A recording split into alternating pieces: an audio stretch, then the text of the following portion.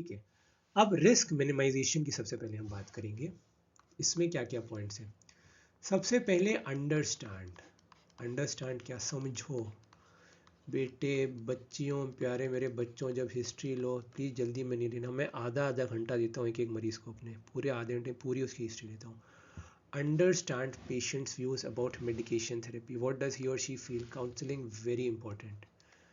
Understand. दूसरा, educate the patient, बताओ उसको या उसको अगर मतलब मेल हो या फीमेल हो, प्लीज़ प्यार से आराम से बैठ के उसको बताइए आप सब मेरे प्यारे मीठे बच्चों की, आप ये दवाई होगी, आपको ये फ़ायदे होंगे इसके। Educate the patient about the benefits of treatment. Number 3,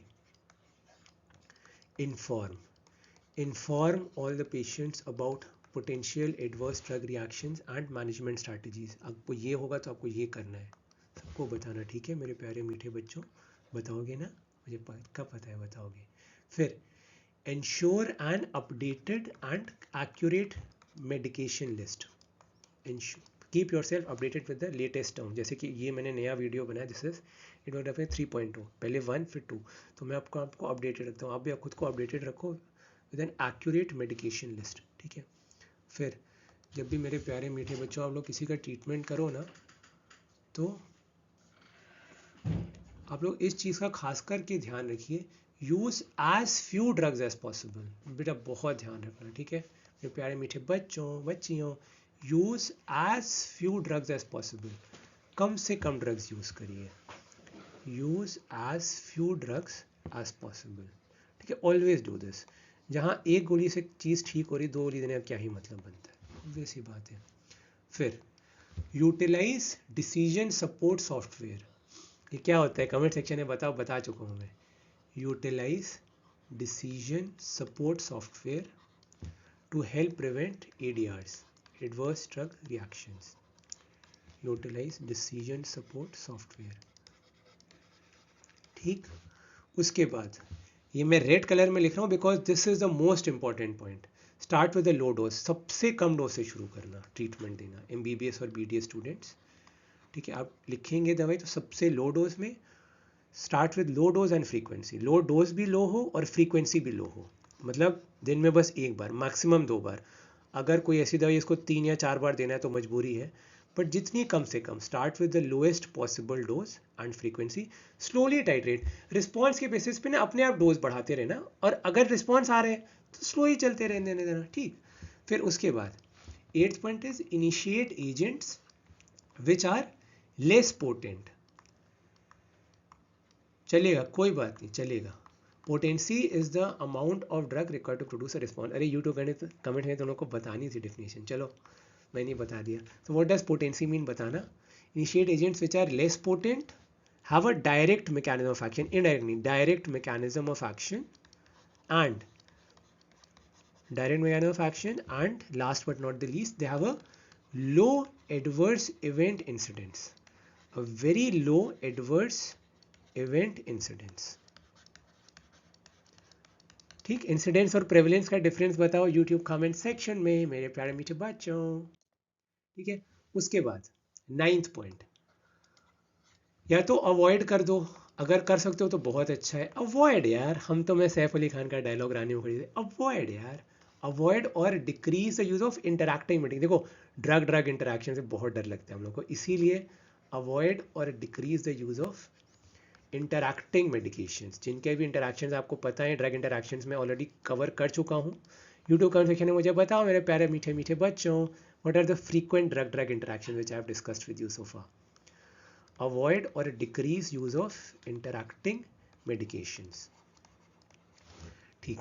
उसके बाद always always always always, and I can't hammer home this point enough, always elicit concomitant drug history। Drug history ज़रूर लीजिएगा, हर एक पेशेंट से ड्रग हिस्ट्री क्लिनिक्स में ज़रूर लीजिएगा। Medicine, surgery, BDS वाले भी प्लीज़ दवाई लिखने से पहले पूछ लेना कि कोई दवाई खा तो नहीं रहा वो बंदा या बंदी, ठीक है। Always take the drug history. उसमें क्या क्या पूछोगे, ओवर द काउंटर मेडिसिन जो आराम से बिना प्रिस्क्रिप्शन के मिल जाती है, जैसे कि डाइजीन, एसिडिटी हुई और चले गए, ये उसने डाइजीन सिरप दे दिया, तो इसके लिए आपको पर्चे की ज़रूरत नहीं है। So this is an over the counter medicine, बस फार्मेसी स्टोर गए, फार्मासिस्ट को बोला और उसने आपको ओवर द काउंटर मेडिसिन दे दी, जैसे कि डाइजीन हो गई, ठीक है, इसकी हिस्ट्री ले लेना।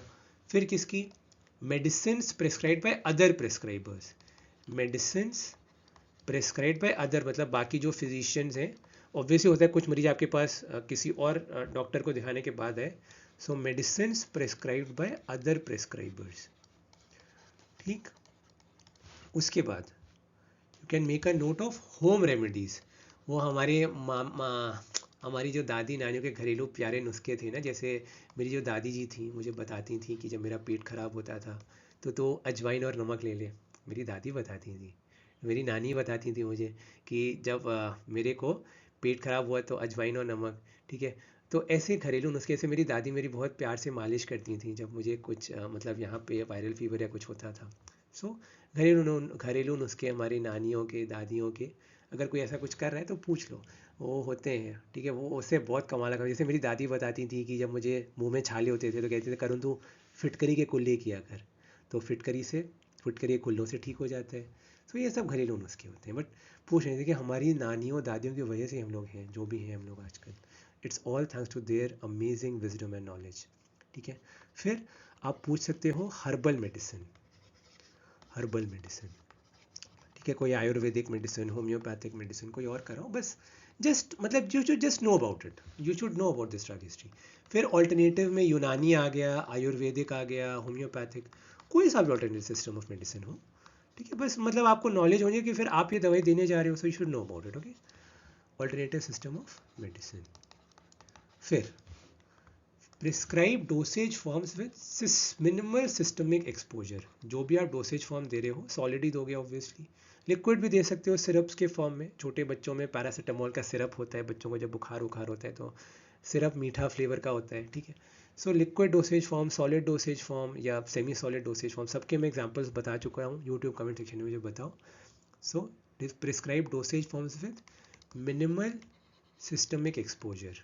मिनिमल सिस्टमिक एक्सपोजर कैसे होगा, जैसे स्किन पे अप्लाई कर लिया, क्रीम हो गई या पैच लगा लिया, ट्रांसडर्मल पैच पहले ही बता चुका हूँ, transdermal drug delivery system, creams हो गई, क्रीम सेमी सॉलिड में आ गया, हाँ cream is semi solid. Cream और ऑइंटमेंट में क्या फ़र्क होता है, ये वाई में बहुत पूछते हैं, इसको क्रिस्टल क्लियर रखना।